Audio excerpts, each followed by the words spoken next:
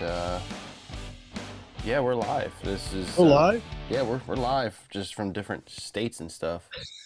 It's not the same having you sitting straight across the table from me there, buddy. I don't like it either, but you know what? It is what it is. A lot of things actually happened between. Oh, see, the thing ain't focusing on all my beauty. Come on now. Yeah, it's there's been a lot went down since this and the last podcast we recorded with Chris, which turned out to be an awesome podcast. If you guys haven't heard that podcast with Chris, Yeah, go back and check it out. I think the reason why that podcast was so successful is we didn't go into any great detail about anything, but it covered a lot of general topics that could be applied to a lot more than farming. I agree, and I think it's important to try and revisit some of that stuff as well. Yeah, but I think it was, I mean, I don't know how many comments we got on that thing about people had no idea that one, farming was that involved. Oh Two, yeah. farming affects the prices of so many different things. Yes. Yeah, it was really cool. And we got, I'm sure we'll do more podcasts with Chris in the future, but today's podcast, I actually posted on all of our social media sites just some random questions you guys may want answered that I haven't hit on in the past, or possible some topics to cover in the future. And we got bombarded with questions. I think between all the platforms, we got close to maybe 300. That looks about right. I am reading them from your YouTube channel and the podcast YouTube channel. And I am reading them from Facebook and Instagram. So we're going to try to do our best to catch as many of them as possible before we run out of time. So, right. And I should mention that I sound different because, well, I'm on the uphill swing of COVID. I just thought you had a beard between yourself and the microphone. No, it's down these- here. See, it's a lapel microphone because. Well, he don't have his real microphone because he had to leave here in such a hurry for some other issues that Yeah. some of his equipment is still in my shop and not your shop. So Yeah. I'll let you take the first jab on this one. Oh, do I have to? Okay. Well, first question here on your YouTube channel one is could you? We're gonna mention who they're from. Sure.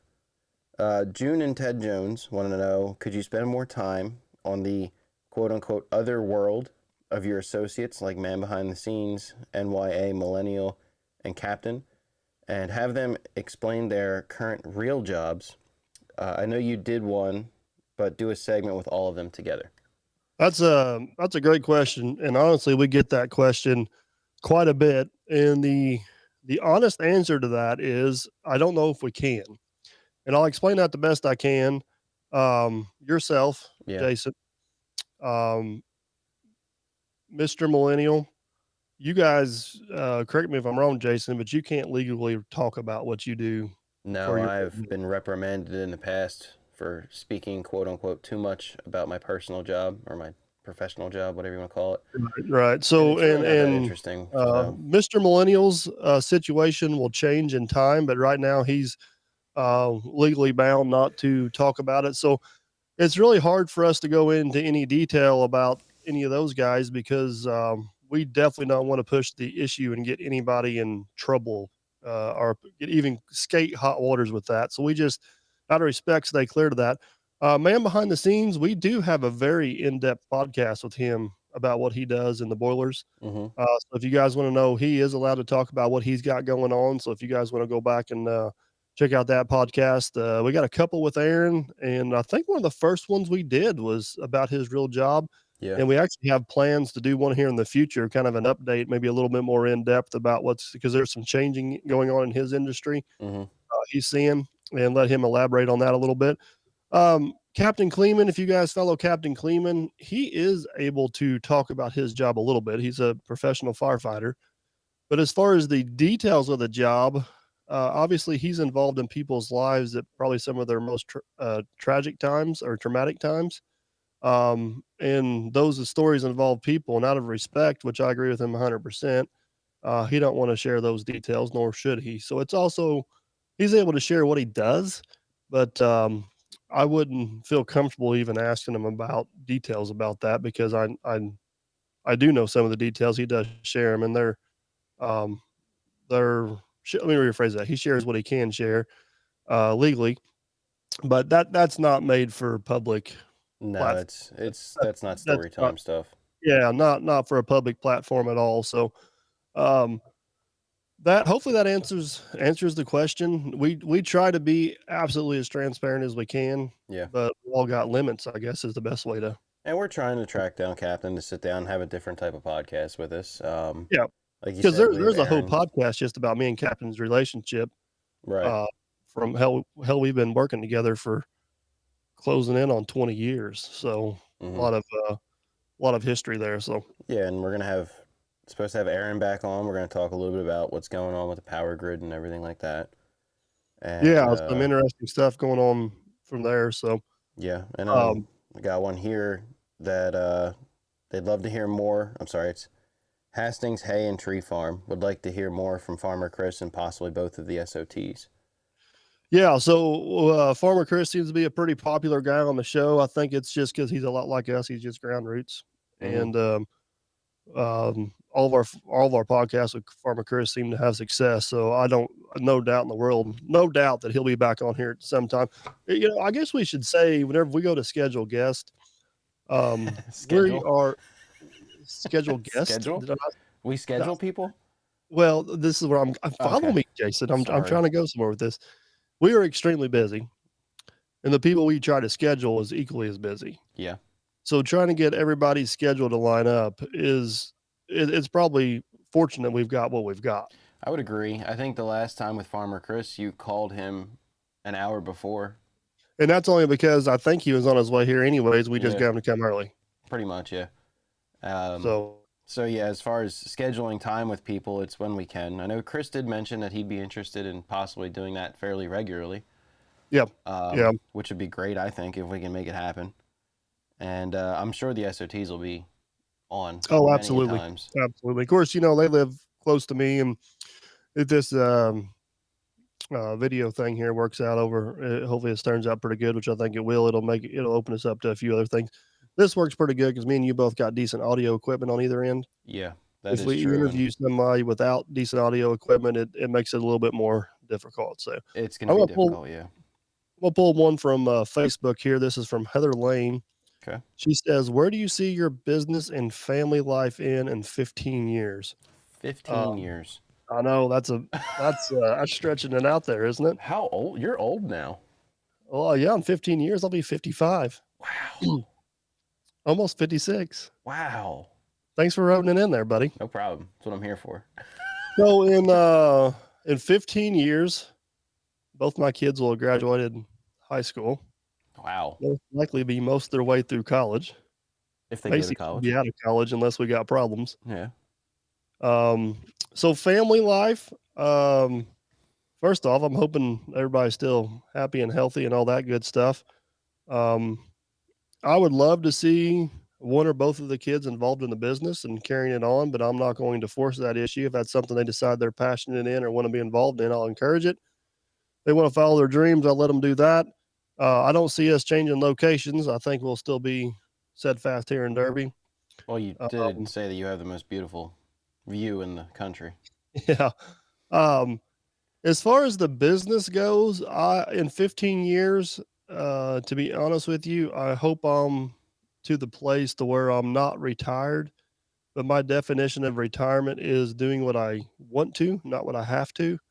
So I hope I'm at least in that position to where I can work as little as much as I want to, take on the jobs I want to, and I enjoy community work too. So I'd like to have time to do more stuff with the 4-H and the Derby Community Association. And I don't think I'll ever be a politician, but I kind of get involved in some of the lobbying stuff a little bit here and there. So I can see myself doing a little bit more of that. I don't see myself growing the business much bigger than what it is. I've heard you say that before. As far as revenue stream goes, I mean, that don't mean I won't pick up some more equipment here and there because I like pedaling with equipment. But yeah, I hope I'm doing what I want to, not what I have to. Hope the kids have found their career paths at that point, and hopefully Jenna's still putting up with me. So, now, I don't know if that question was directed to me or to you. You So, got a little bit of a business going on yourself, so I'll let you answer as well. yeah, 15 years from now, I will be 45, going on 46. Well, actually, in like 3 days, I'll be 31, so I guess I'll be 46 in 15 years. Uh, if everything goes on the path that it's trying to get to now, then I'll be working at a different job down in Derby, and I'm hoping to be sitting in some type of a CEO position in 15 years. Um, I'd also like to be ready for retirement. That's been one of my long-term goals for a long time, actually, is to be able to retire when I'm 45. Probably won't retire, but more like what you said with I want to be able to do what I want to do, not what I have to do every day. Uh, Try to grow the welding business into something fairly impressive, I guess. Realistically, my retirement plan is linked greatly with my career, so I don't think that I would be leaving it in 15 years in pursuit of the welding business, but never say never. Yeah, that's a good point right there. Is never say never, because I'm here to tell you, I've been at this a little bit longer than you, and you gotta be willing to change with the tide, or steer the ship a different direction whenever you see the shore coming. That's it. It's just, like I said, where we're looking from today, that I don't think I would be leaving the career that I'm in. But I don't know. I don't know what next year is going to look like. I Right. don't know what next week's going to look like at this point. If if there's more of a fruitful life for my family and my future in my own welding company or whatever other company I decide, I think it's important to point out that fruitful don't necessarily mean more financially no, viable. no, because fruitful, in my opinion, could also mean that I get to be home with them more. It could mean something financially. It could mean better retirement, better benefits, just overall happiness, even. Because that's part of the reason that we're moving as well. Is it's just it's hard to go into this without going into what I do for a living, but it's very Right. stressful, and it's very demanding in the environment that I'm in now because we live in a very busy area.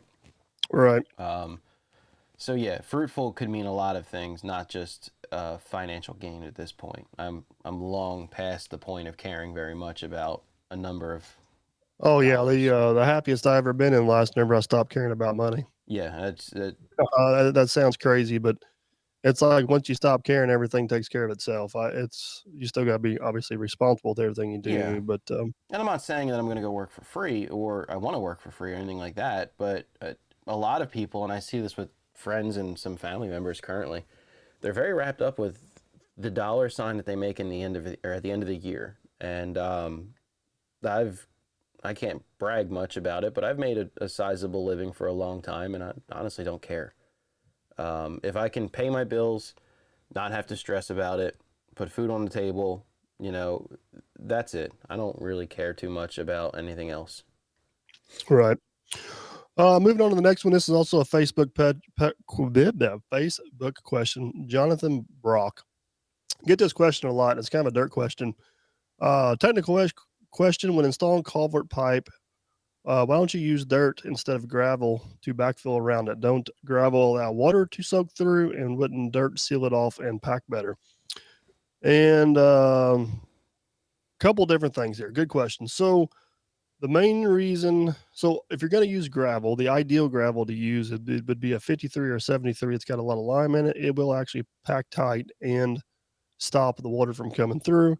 That's not always necessary, because if you have a little bit of water seep through the gravel, it's not really the end of the world because it's controlled. The gravel keeps it from gaining speed and eroding. The main reason everybody uses gravel is because it don't settle. So if you got a busy road or something, you can put gravel in there, run over it a few times with the truck, and it's good to go. If you put dirt in there, you will be back multiple times, filling that back up level, compacting it. A lot of times the dirt, if it's a busy road, will start squishing out the top and you'll end up with a soft spot. You'll never chase it. It's hard on the pipe because the gravel will actually help carry the load around the pipe. The dirt will not. And you don't see gravel going around overflow pipes for just that reason. There's not traffic on them, and the dirt will seal it off. So, um, I, basically, if some water does seep through it, it's not really that big a deal, to be honest with you, because it's no different than water running through riprap. It's controlled. It's not going to carry dirt out or cause a sinkhole or anything um, crazy like that. So it's faster. It's less callback maintenance. And at the end of the day, it's better. I do know some guys that put like a dirt plug on one end for that reason. But I don't know how many thousands of culverts I've installed, and I've just never had an issue with that. It's just never been an issue. That's the anything you'd like to add to that, Mr. Works a Lot? No, that's your forte. It's in your name. I got a question here from our good friend Red Dog. Yeah.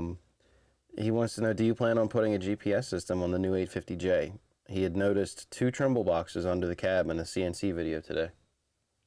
Yeah, so if you guys don't know, Clint at CNC Equipment's got an awesome YouTube channel. Be sure you guys go check him out. We do have plans to have Clint from CNC Equipment on the podcast. Yep. I just left Clint's shop, talked to him about an hour and a half ago.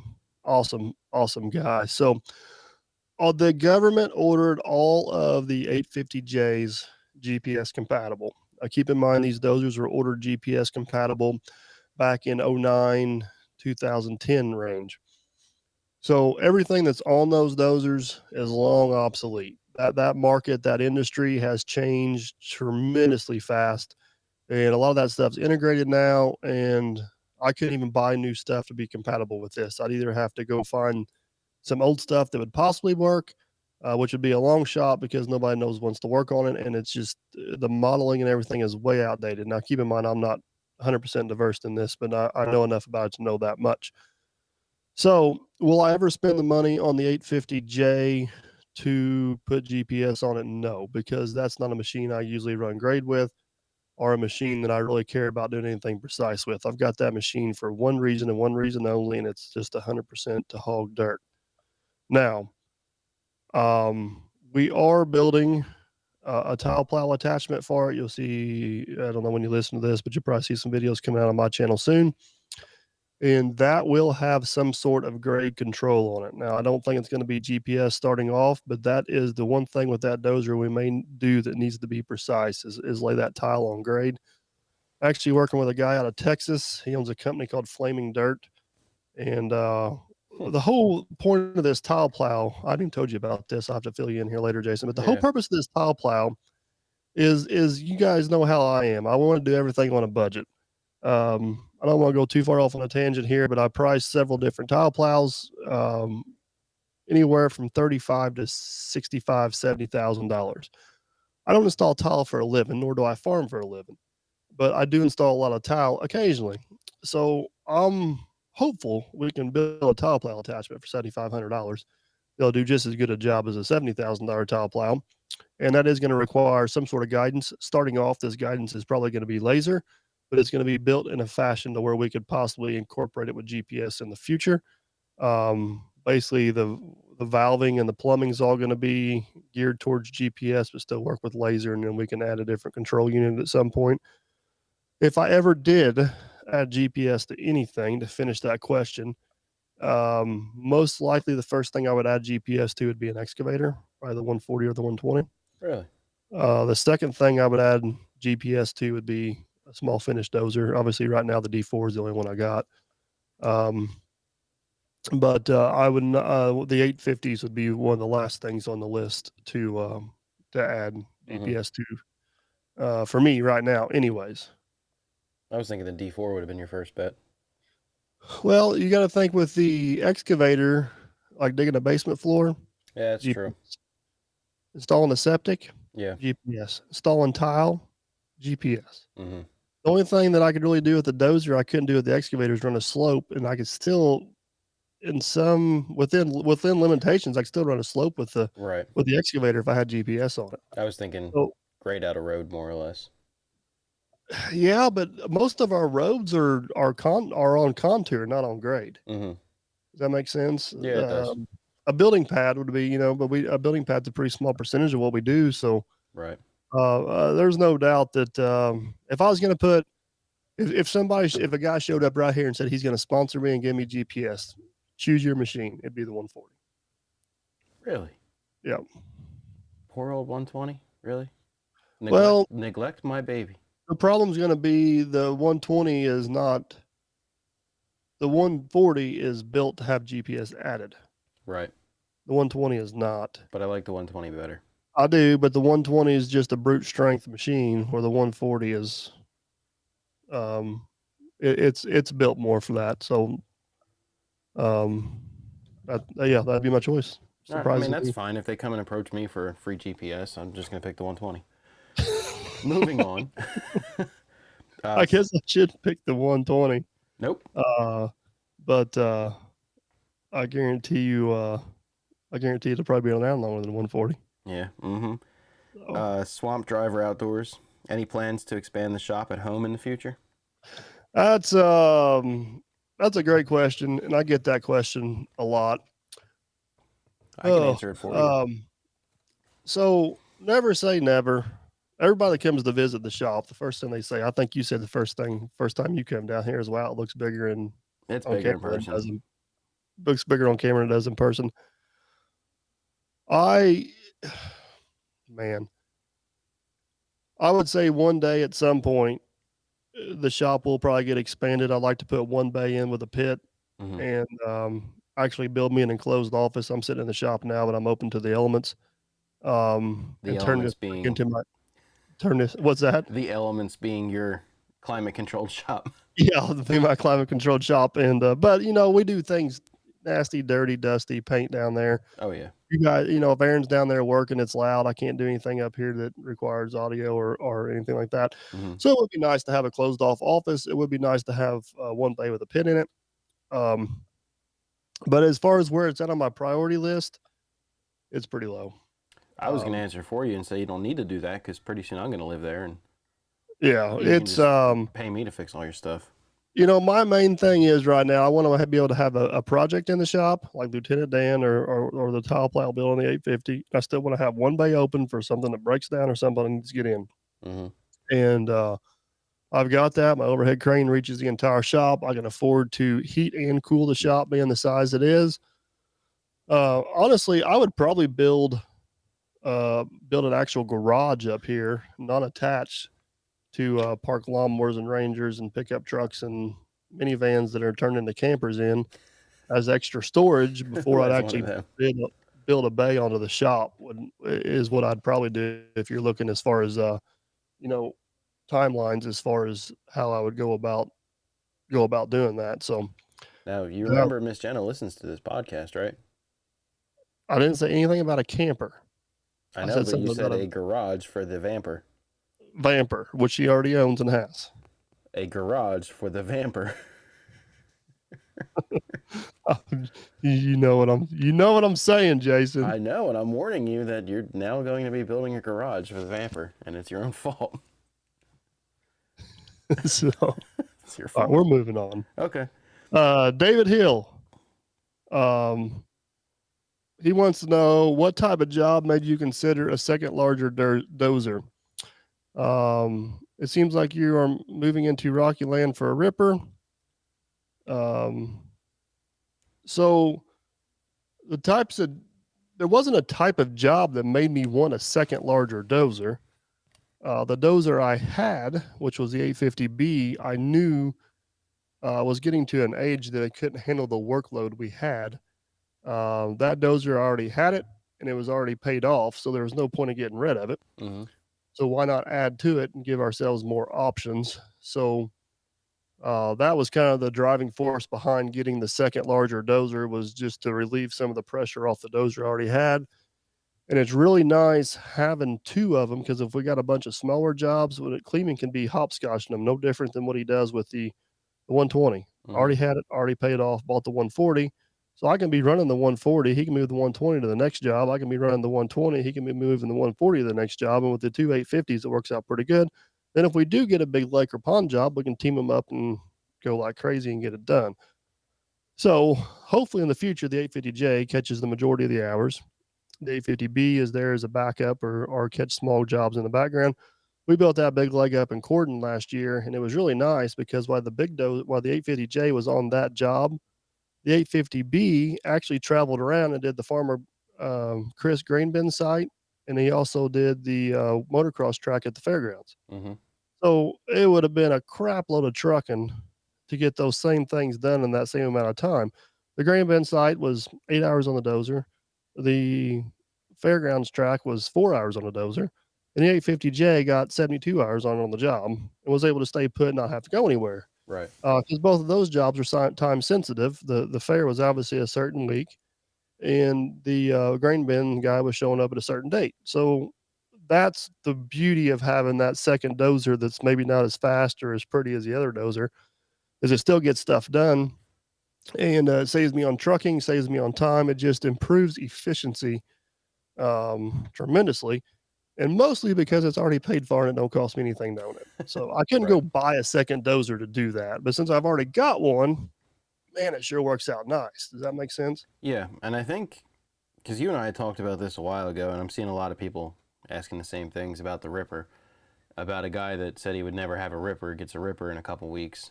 Well, okay. Can I elaborate on that a little bit? Yeah, I was gonna say that you had plans for that Ripper frame aside from the Ripper. You know, Yeah. So that's before. what. Of course, I played into the YouTube.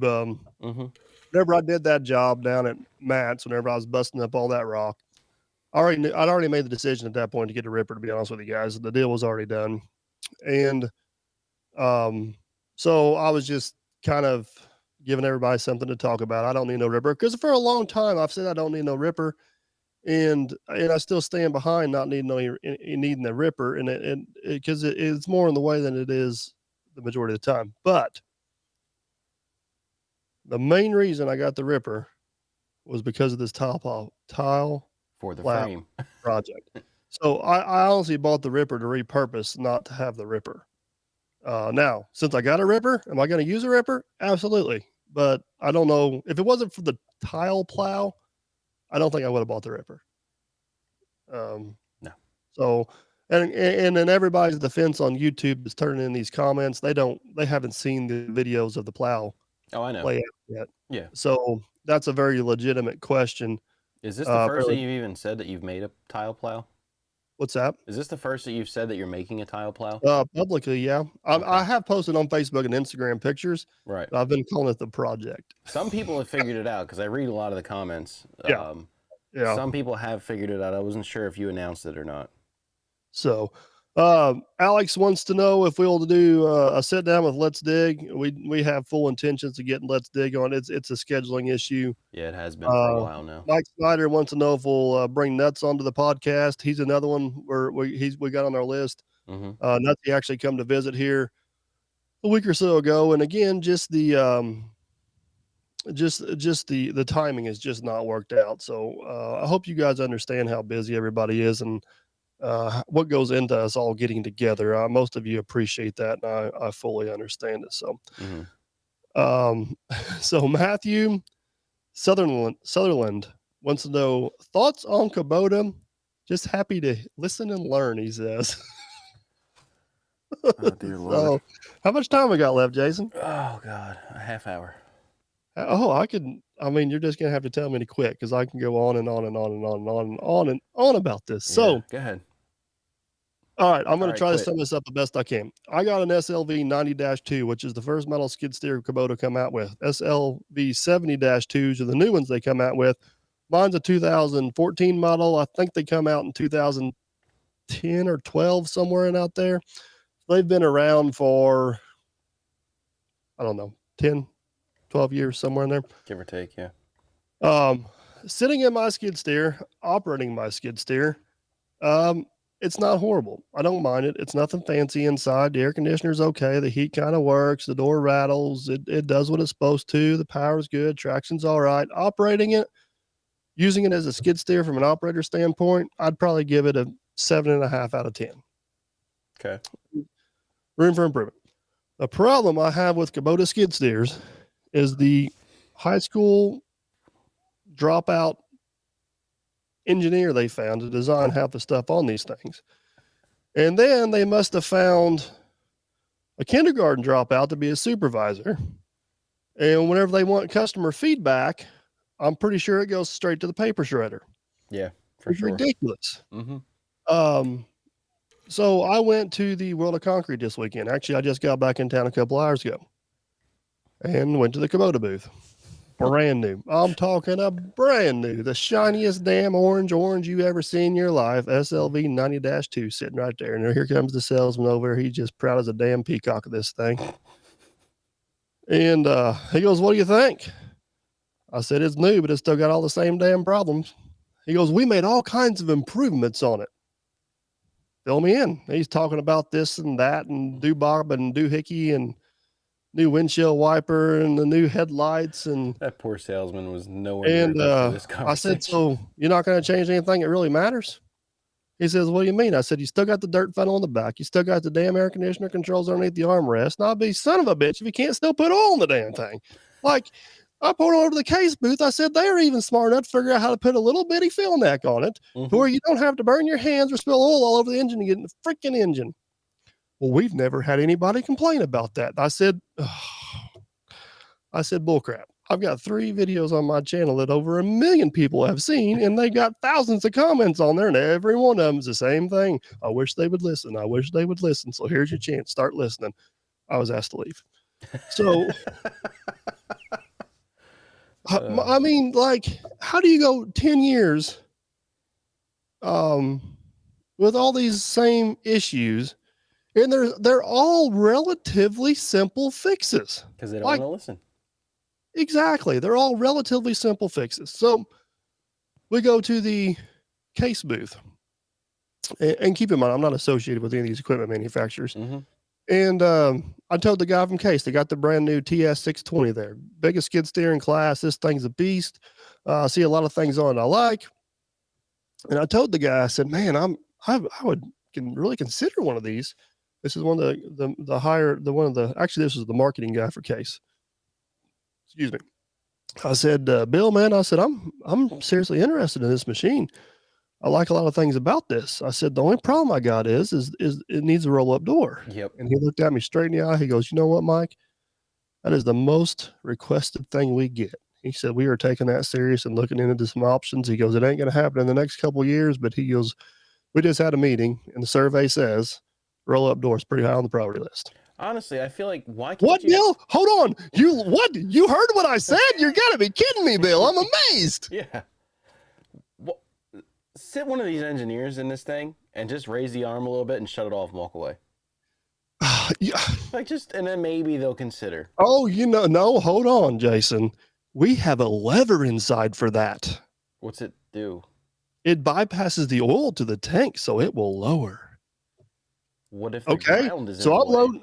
I'm great. I'm just loading a skid on a trailer, and this son of a bitch craps out. So what do? I lowered it to the trailer. Yeah. Now what? You got another button that removes the trailer from underneath the skid? Because that would be a neat trick. No, you flip this button, get real skinny, and the door opens in. And as Farmer Chris would say, I turned around, I looked at the back window, I looked down, and said, "Ain't gonna happen." That's the truth. Okay, so your little lever works in certain situations. Genius. Because, you never have your bucket over anything like a truck or trailer. Or a stump. I mean, that's how Or I got in stuck Chris's case, he went 6 years without using it, and the damn thing was froze up, stuck. What, the door or the lever? No, the emergency release lever. Oh, that's not new. No, it's been out. It's been in them for years and years and years, but it's not as bulletproof as a roll-up door. No. Which just, I don't know. The only way that you can convince me you can fix that problem without a roll-up door is the JCB teleskid. Yeah, or put a hatch in the roof. But anyways, we're getting off subject here a little bit. But that's my issue with Kubota is just they don't care about consumer. They don't care about mechanic. They care about functionality. They do have decent functionality, but never say never. I'm never going to say never, but highly unlikely I'll buy another one. I don't know why. You seem to love them so much. It's the same problem I have with the Takaguchis, to be honest with you. They're just a Kubota with a different cab and color. Pretty much, yeah. Somebody's going to crucify me for saying that, but you look underneath the hood of a Taco and you look underneath the hood of an Orange. They're the same. Same. Once you pull the peeling off, it's the same thing. I'm convinced either company makes their own, so. Yeah, Tacos talk about how they're their only purpose-built track machines, and They do have a nicer cab. The roll-up door is a little bit different. There is differences. I do think a Taco operates smoother and better. It's a much more controllable machine. Yeah. It has a much better feel to it, but it's the same damn engine. Mm-hmm. It's the same concept of the platform. Pretty sure it's same valve body too, and pump. They still have a dirt funnel. They just have a bigger opening at the bottom. Yeah. I mean, their air conditioner controls are better. Some of that stuff's the same. So if I was picking my poison, I'd pick Takeuchi. Yeah, I would too. Yeah. So, well, Gordon there Ryan you go. has a really good question here. Yes, sir. Gordon Ryan said, "Please do a podcast on Jason." Thanks. we kind of did a little bit on our We're Back podcast. We covered about as much of it as we could, didn't we? Yeah, I'm really boring, guys. I hate to tell you this. There's not much I can That's why talk you about. got me. Now I get the rest of the story. What? So that's why you got me. So. Oh yeah, pretty much. I mean, you're entertaining.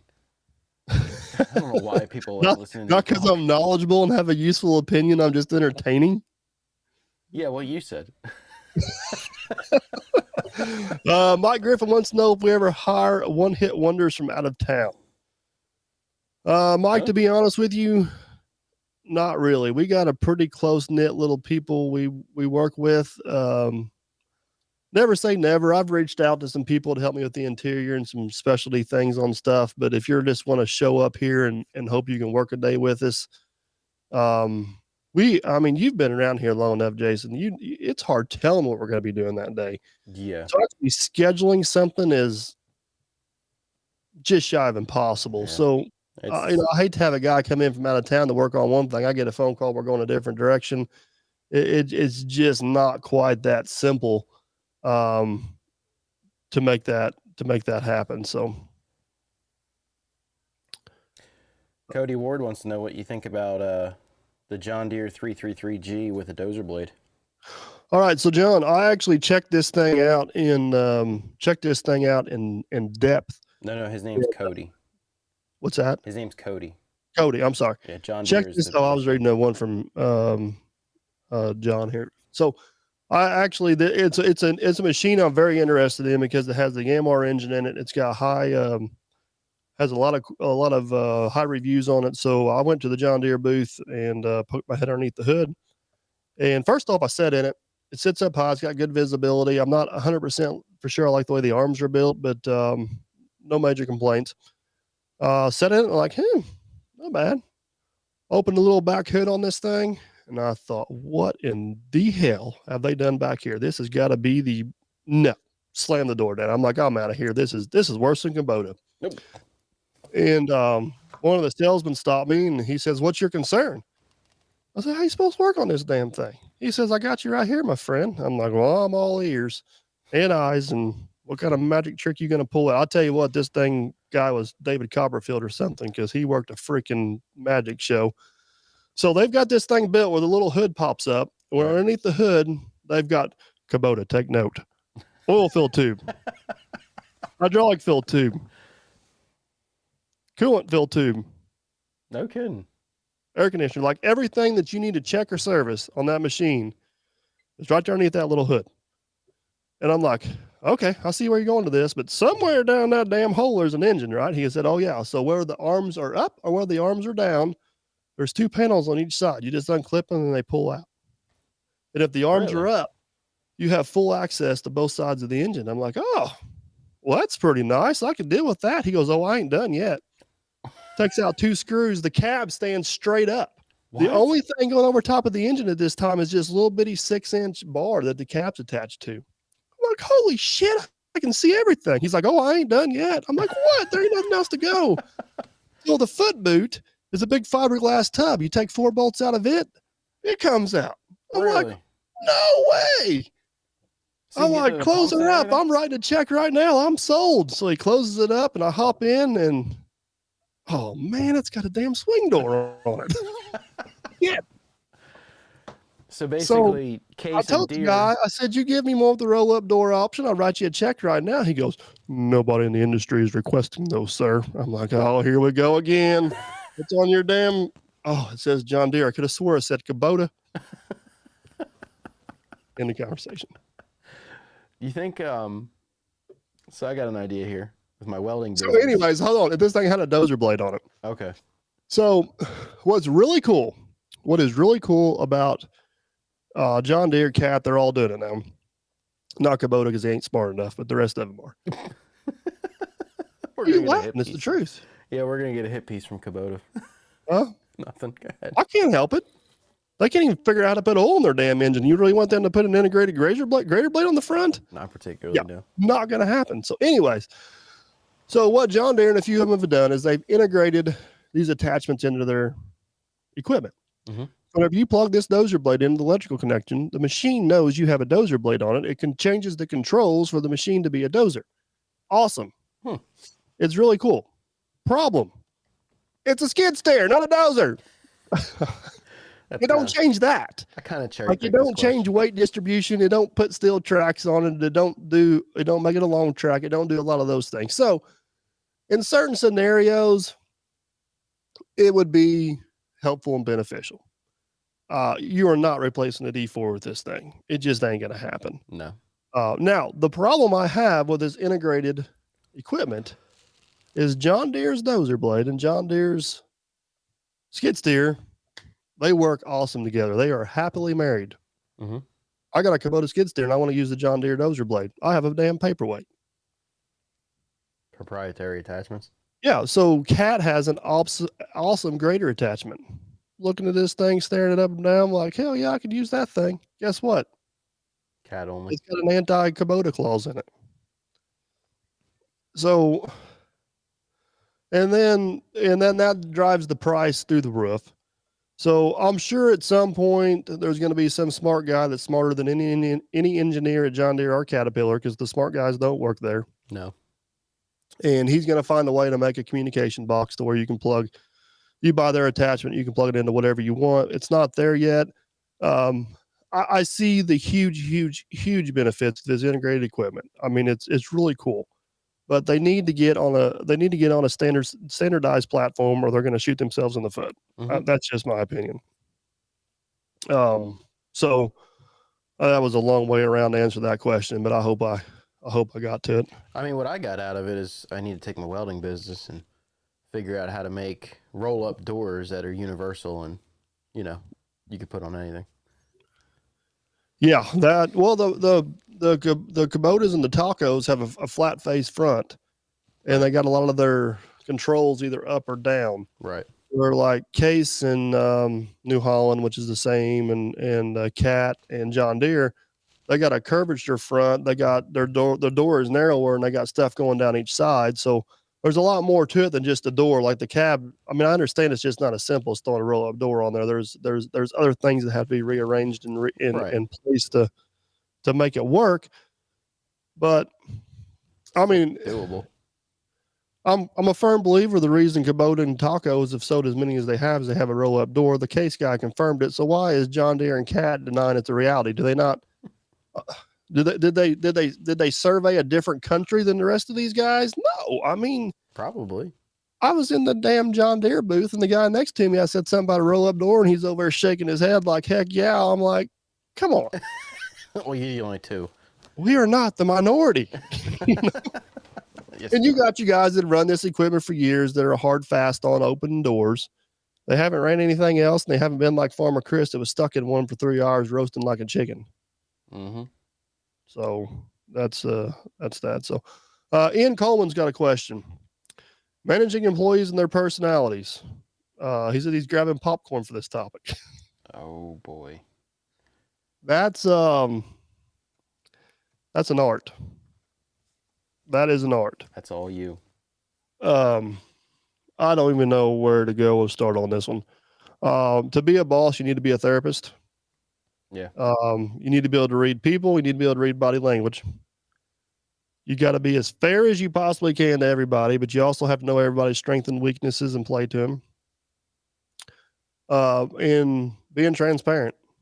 I don't think it's a huge, Aaron, man behind the scenes and Mr. Millennial are not best friends. Never will be best friends. They have a lot of differences. Mm-hmm. One drives the other one nuts. And I just tell them, hey, you're driving them nuts. Knock it the hell off. or let them have this win, move on. You know what I mean? Mm-hmm. I don't know if you want to call me the mediator in that scenario, but if I see an issue developing, I don't let it fester. Yeah, I try to get you're definitely a resolution to it as quick as I possibly can. Mm-hmm. Um, but you get on these bigger jobs with 75, 100 employees.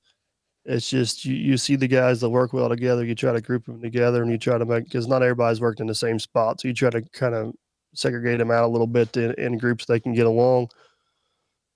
I mean, everybody has different personalities. Everybody has good days and bad days. There's some days that I want to wring Aaron's neck, and there's other days that he wants to buy me lunch and have a good time. It does seem to get a little bit easier the longer you manage people, the more experience you get at it doing it. So you kind of can see stuff coming and fix it for it is a problem instead of dealing with the problem. Correct course. Yeah. So that's probably the biggest thing is trying to head them off before they become a problem, I guess, and being fair and transparent and working to everybody. Aaron's a welder. Aaron's got bad knees. Working on footers kills him. I try to do everything I can to keep the workload and his specialty and his comfort zone. For example, I guess, Matt's better with the numbers, and sometimes he gets running a little wild and you got to rein him in. And sometimes I got to remind him neither one of them's the boss. I am. And then they remind you that's not actually true. Yeah. Uh-huh. But Ian, I hope that answers your questions. That's the best way I know to generically answer that is try to fix the problem before it becomes a problem.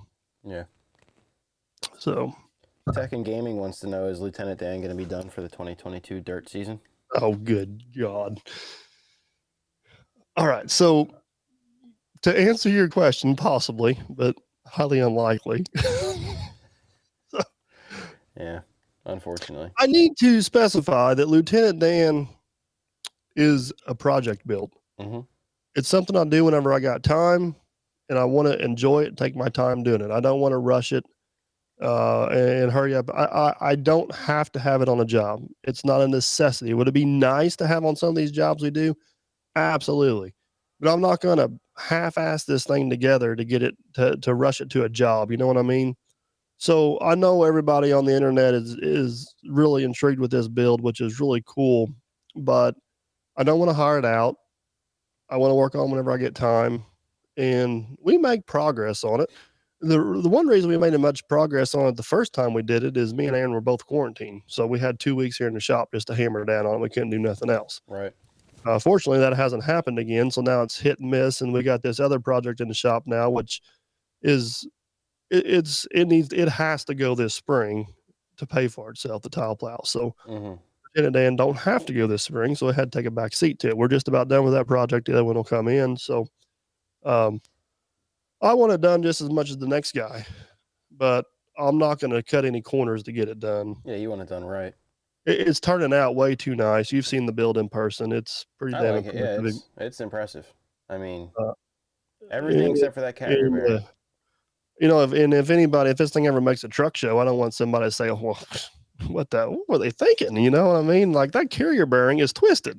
That's exactly what they're going to say. So I promise, guys, it's coming along. So Stephen Linley asks, given that you have said the guys that work for you don't actually work for you as employees, how do you handle something like Workman's Comp claim when those guys are actually hurt or on the payroll? So technically what the guys that work for me are is contract labor. And all the guys that work for me carry health insurance plans that allow them to be contract labor. But I do carry Workman's Comp.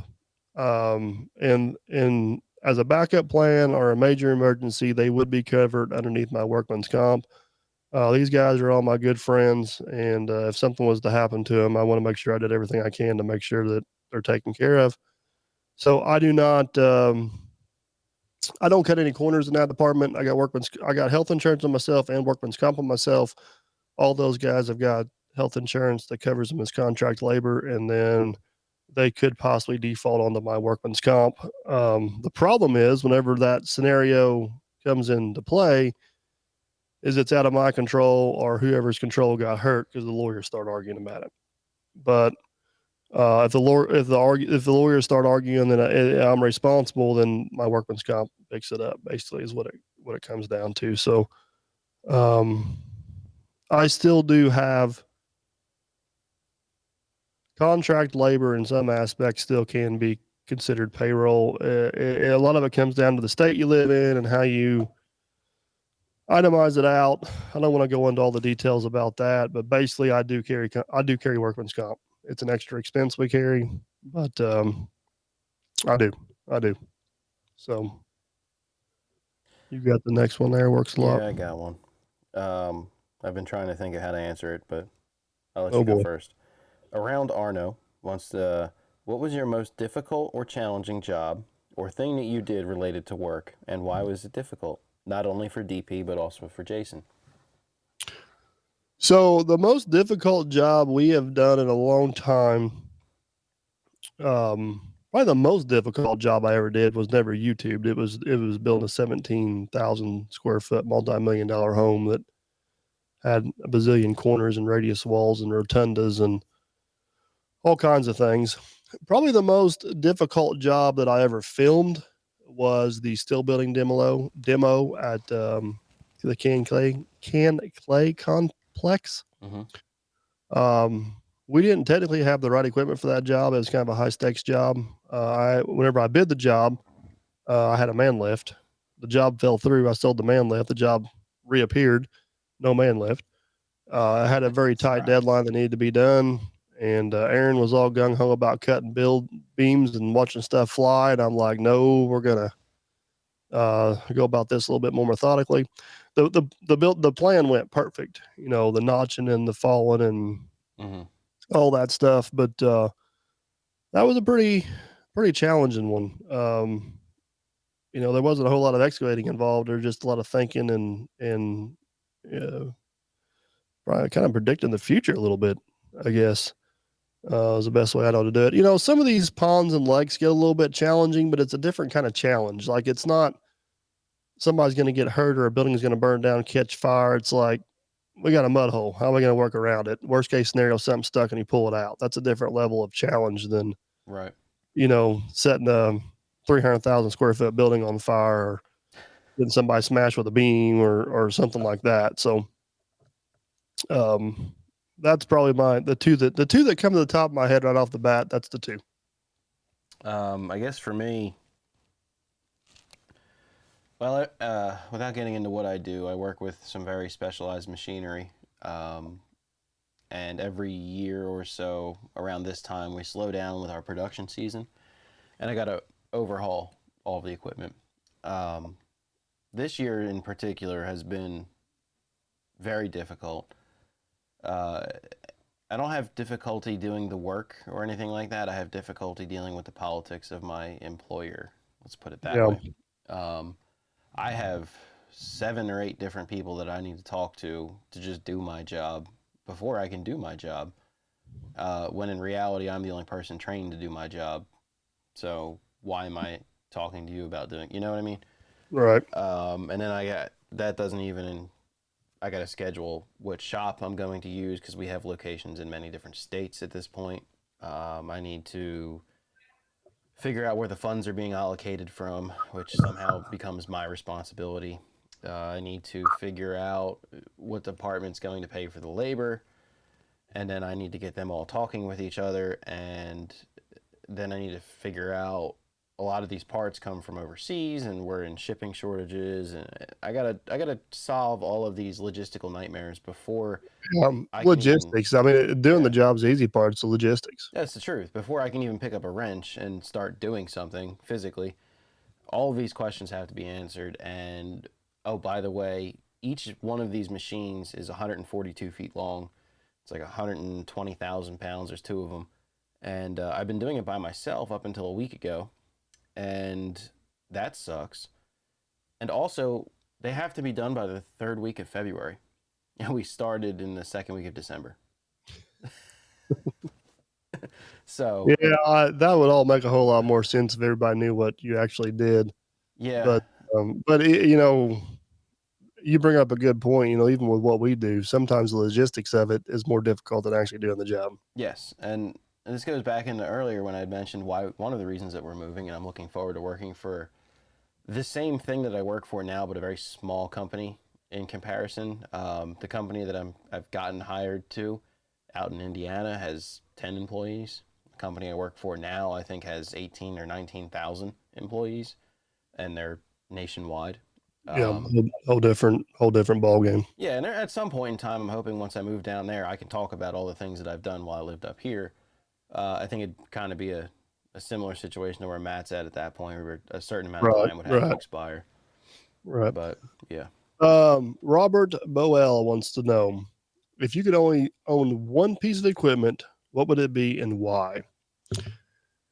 If I could only own one piece of equipment, it would probably be a 12 to 18,000 pound excavator, that's what I was going to say. Mid-size excavator. mid-size excavator. You could do small jobs, you could do large jobs.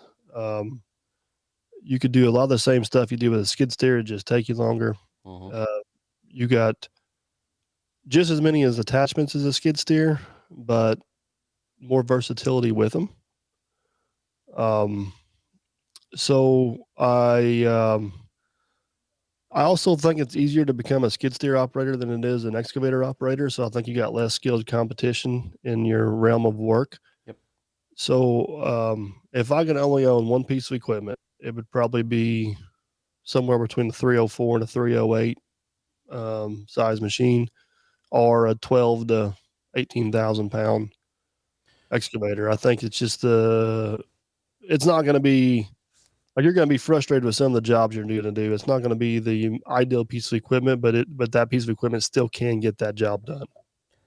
I think I also just recently watched Neil Koch's backhoe Oh, the versus backhoe. yeah. Yeah. So that kind of comes to mind as well here. Depending on what I think I'm going to be doing with the equipment, and I don't want to pick the question apart too much, but it'd be if I have to do a lot of traveling. Yeah. I I guess I answered that question as in if I had one piece of equipment in my business model, right. but maybe I need to broaden that out a little bit. If, you know, if I was a farmer or Yeah, something like that, it would probably be a backhoe. the rate you're thinking. Yeah. Yeah, because to me, it's either going to be, like you said, a mid-size excavator, because that's where my mind went first as well. But then I thought a little bit more about it. Well, I just sold my excavator, and I'm pretty sure I'm going to buy a backhoe because I don't want to track Yeah. all around the property. I'm just going to drive the backhoe, you know? Well, and I mean, you know, the backhoe, you do have the front end loader option, Right, but then again, it's also on the way for some other stuff. So right. it's a give and take. So Yeah, I think I'd either go 308 excavator type size or like a 410 John Deere backhoe. yep, yeah. Either one of those are good choices. I guess if you wanted to put them in a category, I think it would be Mini X and maybe backhoe and skid steer tied, depending on what you're doing. I'm going to pick a backhoe before I pick a skid Backhoe steer. over skid steer, Yeah, yeah, I probably would too. especially Um, if you can get a quick attach on the backhoe. yeah, Then the skid yeah, steer is really almost pointless. yeah. And if you have auxiliary hydraulics on the backhoe, could be dangerous. Like the 410 that comes with them on the front and back. There you go. There you go. I haven't ridden this Robert long. Lackey wants to know: is Lieutenant Dan replacing the C8500, or is there going to be another tandem when the time comes? Um, the C8500. So yes, Lieutenant Dan will replace the C8500. The C8500 truck wise is in pretty good shape. Bed wise is getting pretty rough. I don't want to put the money into the truck, but it's still a good usable truck. Like if Farmer Chris wants to buy it for a farm truck.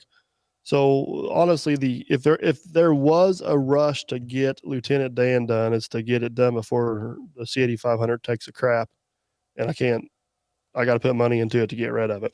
I'm probably already going to have to put brakes on it to get rid of it. So to answer the rest of the question is if I have Lieutenant Dan, and I still see the need for a tandem or a smaller truck than Dan. I would consider buying another tandem, but I don't think I will keep the C8500. If I keep Lieutenant Dan and the triaxle setup still works good, but I still think I need another truck, I would probably buy another triaxle before I bought another Lieutenant Dan just for the on-road capacity. Ultimately, what I think is going to happen is I'm hoping Lieutenant Dan works good enough on and off road that if I buy something else, I may actually buy an off-road dump truck. And that would be the driving factor for a larger excavator one day if I ever did. But yes, to answer the question in a long roundabout way, most likely Lieutenant Dan will replace the C8500, and then we'll determine what the need is from there moving forward. So I think we got time for probably one more.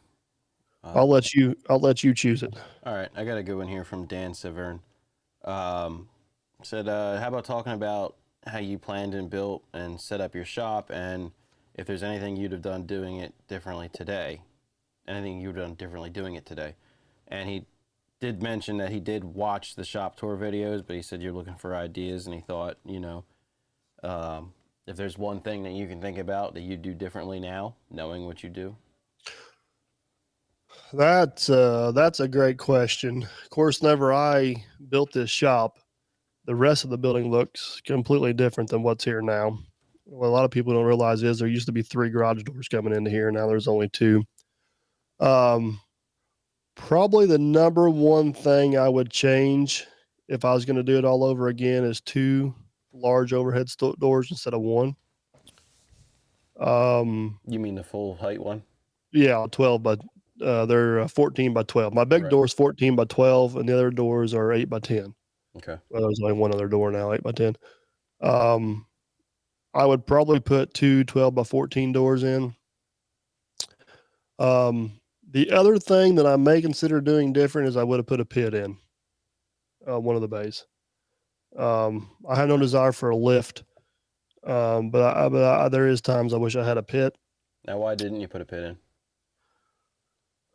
At the time, it was probably a budget issue, and I had no idea what I was getting into whenever I built this shop. Mm-hmm. I mean, at that time, the biggest piece of equipment I owned was a U35 Kubota and an old Ford 7000 dump truck. Right. I mean, I had dreams of it getting here one day, but it was a pretty far off reality. It's also a lot of concrete. What's that? That's a lot of concrete. Yeah. A lot of it's very expensive. I don't. I have. The crazy part is, you've seen my shop. You've seen what we do here. Mm-hmm. I have absolutely no regrets about what I have. I mean, with the exception of the lowboy trailers, I can fit everything I own in the shop. Yeah, I say you're pretty well equipped. And I got, and with it being the size it is, it makes it affordable to heat and cool. Mm-hmm. And you know what? If I add on one bay that direction in the future, I just hit everything on my wish list. I'll put another big door in. I'll put a pit in. Yeah. And I'll get an office as a bonus. Very true. You can make it long enough for the detached too. Yeah. So the things that I did right was the ceiling height. Mm-hmm. I think that's something that's overhooked quite a bit in a shop is ceiling height. You're what, 19-foot ceiling? I'm 19-foot ceilings. My ultimate goal was with the overhead crane in here, I wanted 14 feet between the crane and the bottom of the crane and the floor, which I think I'm about 15. The actual crane itself, I'm like 17 feet, yeah, but then the trolley hangs down on it and the actual lifting. I got 15 feet of lifting ability. Let's put it that way. Which is plenty. Probably, but though ironically, probably my biggest regret in this shop and the number one first thing I would change is I would have put a bulletproof firewall between it and my house. So if one or the other would burn, it really wouldn't affect. That's whenever I originally built this shop, my house was supposed to be my office. Right. Firewall would still be nice, but I ain't put any extra effort into that.